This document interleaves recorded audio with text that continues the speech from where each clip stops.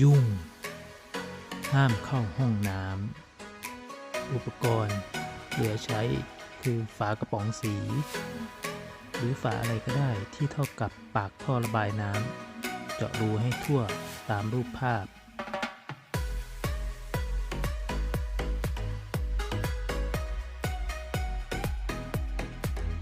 2. แก้วน้ำที่ใช้แล้วเจาะรูตรงกลางให้น้อยกว่าลูกปิงปองแล้วเอาแก้วกับฝากระป๋องสีตัดแก้วออก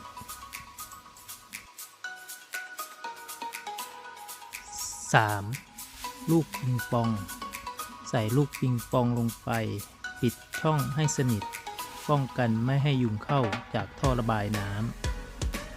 ำทดลองเทน้ำใส่ลูกปิงปองต้องลอยขึ้นแล้วตกลงปิดช่องพอดีตรงกลางถ้าเทน้ำเบาๆลูกปิงปองจะไม่ลอยตัวขึ้นแต่น้ำสามารถระบายออกได้อย่างช้าๆเท่ากับปริมาณน้ำที่ไหลเข้ามา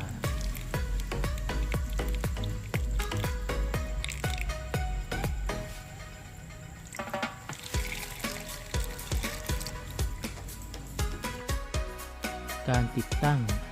สวมอุปกรณ์ที่เราทำลงไปที่ปากท่อระบายน้ำเคาะให้ต่ำกว่าฝาปิดปากท่อจะได้ปิดปากท่อได้พอดีทดลองดูว่าลูกปิงปองจะตกลงมาปิดตรงกลางทุกครั้งหรือไม่ทดลองการระบายน้ำว่าน้ำจะระบายดีหรือเปล่า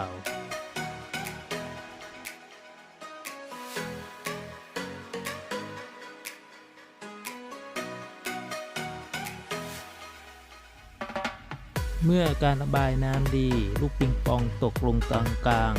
ๆให้ปิดปากท่อป้องกันอีกชั้นหนึ่งงานจริงกันแมลงสาบยุง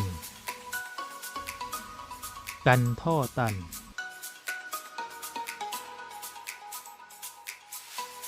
เมื่อใช้งานแล้วน้ำไหลไม่ทันแสดงว่ามีเส้นผมเข้าไปให้เคลียร์ออกก็ใช้ได้ทำตามแล้วกันยุงได้จริงกดติดตามมีคลิปหน้า